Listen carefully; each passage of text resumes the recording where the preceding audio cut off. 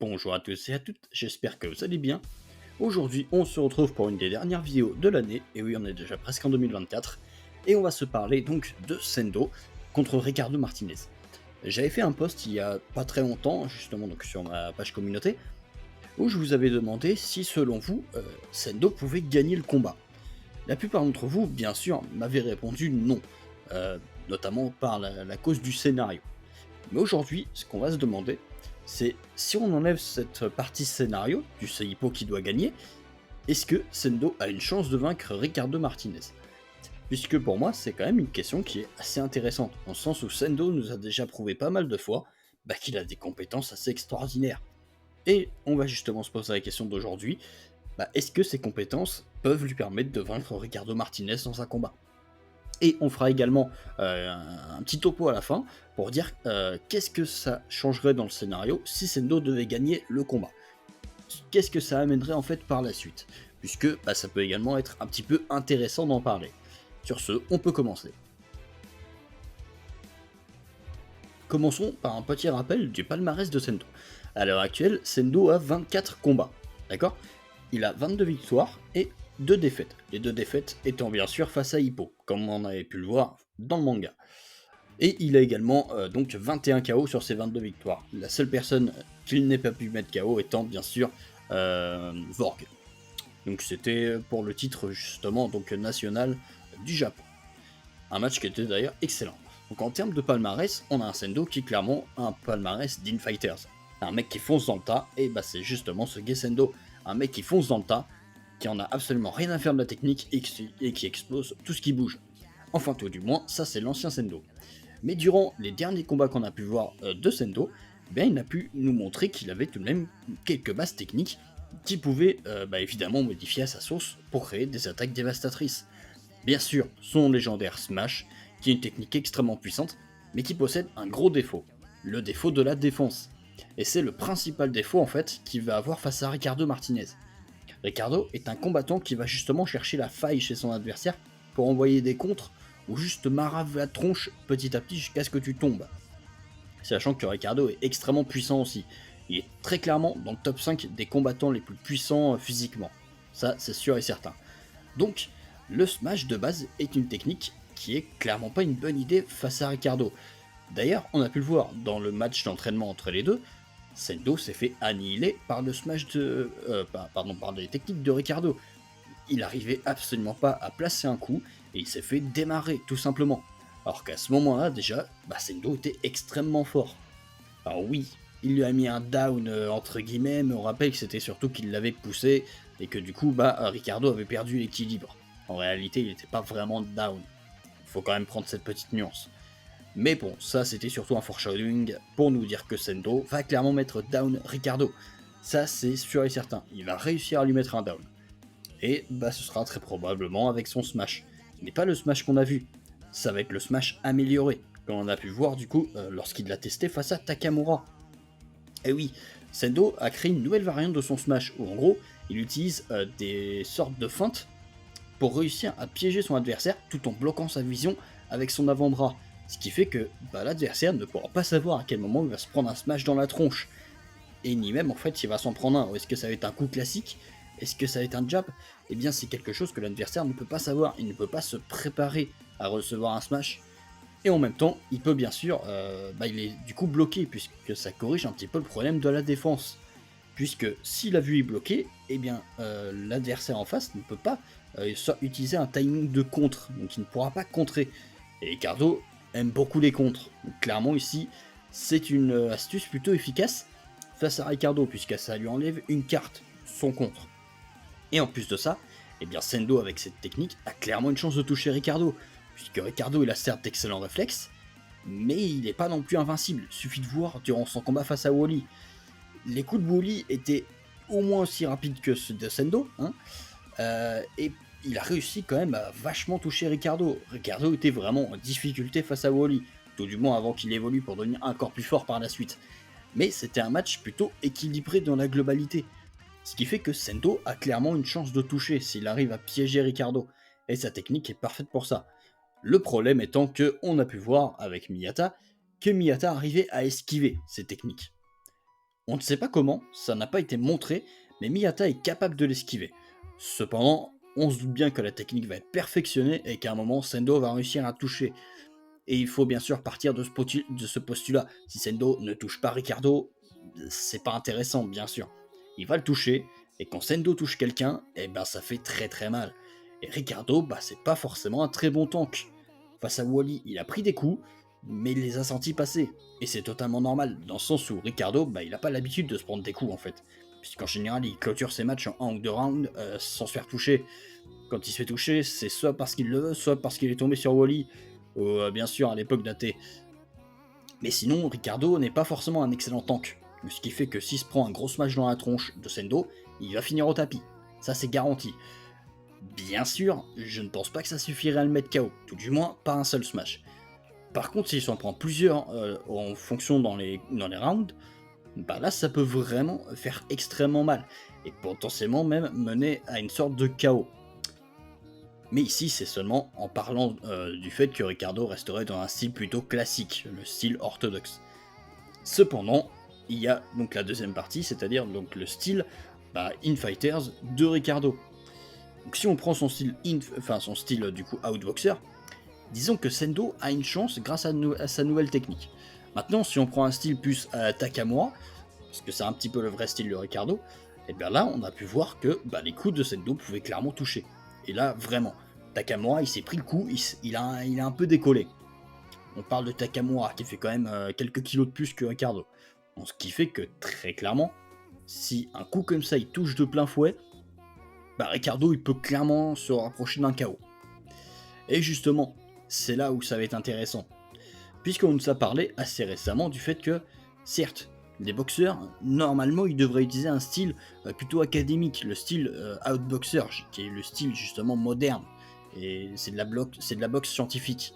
Cependant, il y a quelque chose à prendre en compte, et c'est bien sûr l'instinct du boxeur, le fait que le combattant ait envie d'y aller, il a envie de se la donner, et parfois, forcément, le style académique est un petit peu compliqué à respecter, ce qui fait qu'on va partir sur des boxeurs plus infighting.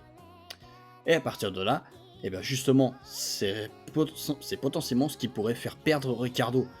C'est-à-dire qu'au début, il commencera avec son style classique, et au fur et à mesure, il aura envie d'y aller un peu plus, de vraiment fracasser Sendo. Sauf que, essayer de battre Sendo au corps à corps, en Infighters, c'est quasiment impossible si on ne s'appelle pas Hippo. Et oui, Sendo à l'heure actuelle, dans les boxeurs actifs, est très clairement le meilleur Infighters au monde, Ricardo compris. Sendo peut très clairement battre Ricardo au corps à corps. Il a la puissance pour le faire. Certes, sa technique n'est pas excellente, mais il a la puissance. Et en plus de ça, Sendo a un truc que Hippo n'a pas, c'est qu'il tank beaucoup mieux que lui. Et oui. C'est-à-dire qu'on a pu clairement le voir face à Alfredo Gonzalez. Hippo, il s'est battu pendant 8 rounds contre Alfredo Gonzalez, d'accord?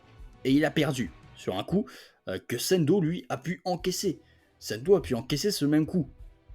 Et en plus derrière, il a pu finir. Et en plus, le truc à prendre derrière, c'est que Sendo a gagné en seulement 4 rounds. Là où Hippo, le combat a duré 8 rounds avant qu'il perde. Donc ce qui prouve que, très clairement, à l'heure actuelle, Sendo est un bien meilleur tank que Hippo. Et donc il pourrait supporter la puissance de Ricardo. C'est-à-dire que Date était capable de supporter la puissance de Ricardo. On rappelle que Date, il a tenu pendant 9 rounds, il me semble. D'accord ?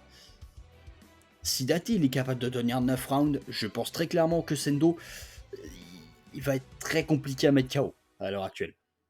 Ce qui fait que pour moi, même si Ricardo devait gagner, je suis vraiment pas sûr qu'il puisse mettre Sendo KO.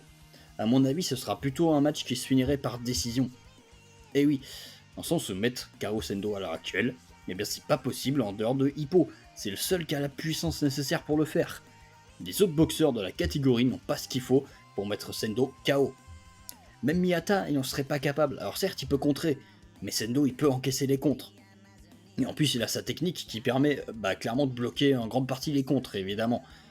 Donc ce qui fait que Sendo, dans tous les cas, même s'il perd, il ne perdra pour moi pas par KO. Mais par contre, derrière, il a clairement, lui, la possibilité de gagner par KO. Et oui, Sendo, s'il touche, il couche. C'est simple. Maintenant, la question, c'est de savoir est-ce qu'il va toucher. Et comme on a pu le voir, il le peut. Donc oui, Sendo peut gagner par KO. Maintenant, est-ce qu'il peut gagner par décision? À ça, la réponse est non, bien sûr. Puisque par décision, il faut être justement plutôt un boxeur un out boxer. Sauf que Sendo, c'est clairement pas son style. Sendo, il va pas pouvoir aller chercher au point. Surtout face à Ricardo, qui est clairement largement meilleur que lui dans ce domaine-là. Donc Sendo ne peut pas gagner par décision. S'il veut gagner, ce sera par KO. Et pas autrement. C'est le seul moyen pour lui de gagner. Donc on a pu voir un petit peu des deux côtés. Et finalement, quand on regarde comme ça, eh bien on peut voir que celui qui a presque le plus de chance à l'heure actuelle, eh bien c'est peut-être Sendo. Et oui, tout simplement parce que Sendo a un élément que Ricardo n'a pas, sa puissance qui peut one-shot. C'est un élément qui est à prendre en compte et qui fait extrêmement mal. Puisque voilà, en fait, Ricardo est probablement le pire ennemi en fait, dans ce sens-là. Enfin, c'est plutôt... Non, disons que c'est plutôt pour Ricardo, c'est Sendo qui est le pire ennemi. Dans le sens où Ricardo, comme on a pu voir, c'est pas un tank. C'est pas quelqu'un qui va encaisser les coups. Sauf que face à Sendo, il aura pas le choix. Il va les encaisser les coups. Puisque Sendo, il va aller le chercher le corps à corps. Il va tout faire pour aller le chercher et il va réussir. On sait très bien, on a pu le voir plusieurs fois. Sendo, s'il veut le corps à corps, il va le chercher. Et il l'aura. Et à partir de là, eh bien Ricardo va vraiment avoir beaucoup de mal à tenir. Et il va très clairement se faire dominer pendant une partie du match. Alors je pense que ce sera plutôt d'ailleurs en deuxième moitié de match qu'il va dominer, et non pas en première moitié, mais en deuxième moitié de match, je pense qu'il va clairement dominer au corps à corps, et qu'il va faire extrêmement mal à Ricardo, voire vraiment le coucher, peut-être même plusieurs fois, qui sait. Et ça créera un petit peu une légende à Sendo. Et ensuite, je pense malgré tout que Ricardo va quand même réussir à gratter des points et à gagner par décision, bien sûr. Mais Sendo a une chance de gagner, encore une fois. Maintenant, si on parle de la partie scénario, qu'est-ce qui arriverait du coup si Sendo devait gagner par KO? Eh bien, je trouve que ça serait tout de même très intéressant. Puisque on attend tous, moi comme tout le monde, je pense, le troisième match entre Sendo et Hippo. Et oui, dans la boxe, c'est souvent comme ça. C'est souvent des trilogies. Donc, très clairement, ce match va devoir arriver entre Sendo et Hippo. Maintenant, à ça, il y a deux solutions. Soit c'est Hippo qui devient champion et qui affronte du coup Sendo, soit c'est Sendo qui devient champion et qui affronterait Hippo en challenger. Ou la troisième option, bien sûr, les deux s'affrontent pour ensuite aller au titre mondial. C'est une autre possibilité. Maintenant, on va prendre la possibilité, justement, donc la première, c'est-à-dire celle où Sendo devient champion. Enfin, je sais plus si c'est la première, mais celle où Sendo devient champion, d'accord? Qu'est-ce que ça créerait derrière? Eh bien, on aurait probablement un Ricardo qui prendrait sa retraite, puisqu'il commence à vieillir, minimum, donc il prendrait sûrement sa retraite, et on aurait peut-être jamais le match entre Ricardo et Hippo. Ça, c'est le point un petit peu négatif de ça. Par contre, on aurait clairement un match final du manga entre Hippo et Sendo. Ce serait très probablement le dernier match de Hippo, une fois qu'il serait revenu, qu'il aurait fait toutes ses affaires, et voilà, on aura un match de fou furieux. À ça, on peut aussi avoir un Miyata qui pourrait affronter Sendo, et qui gagnerait ou perdrait. Ça, ce serait un autre débat. D'ailleurs, dites-moi si ça vous intéresse, que j'analyse un affrontement entre Miyata et Sendo, ça peut être intéressant. Dites-moi si ça vous intéresse en commentaire. Mais du coup voilà, on aura un match final entre Sendo et Hippo. Maintenant la question de qui gagne entre Sendo et Hippo, bien sûr ça dépend à quel moment. Si on prend à l'heure actuelle, alors Hippo démonte Sendo matin, midi, soir à 4h si vous voulez même. Donc voilà. Et on va du coup finir sur un dernier point que je voulais aborder, c'est est-ce que à l'heure actuelle, Hippo pourrait battre Ricardo? Et oui, ça c'est la petite surprise de fin de vidéo. Et bien pour moi la réponse est oui. Puisque Hippo c'est Sendo en mieux tout simplement. Et Hippo en plus il possède les techniques, il possède les contres, il possède son Time Roll amélioré, en fait il possède tout ce qui peut vraiment faire peur à Ricardo à l'heure actuelle. Donc actuellement, oui, Hippo pourrait battre Ricardo, et par KO même. Bien sûr par contre le problème étant que Hippo lui est un bien moins bon tank que Sendo. Ce qui fait que si Hippo se prend un contre, il finira KO. Ça c'est le truc à savoir. Donc Hippo, lui pour le coup peut perdre par KO là où Sendo ne le peut pas. C'est la petite nuance. Mais Hippo peut battre Ricardo très clairement dans un combat au corps à corps. Bien sûr, il faut que ça tourne au corps à corps, puisque Hippo va pas forcément chercher à courir après Ricardo. Bien qu'il en soit capable, malgré tout, on sait qu'il a une vitesse d'accélération suffisante. Hippo, c'est un anti-outboxer, je vous rappelle. Donc finalement, presque le meilleur moyen de le battre, c'est d'arriver au corps à corps contre lui. C'est presque la meilleure solution. Donc voilà. Ça c'était la petite surprise, je pense que j'ai fait assez long, et du coup en conclusion, eh bien oui, Sendo peut battre Ricardo, et même par KO. Voilà, j'espère que cette vidéo vous aura plu, dites-moi ce que vous en avez pensé en commentaire, et puis ben nous on se retrouve pour de prochaines vidéos. Allez, bye tout le monde!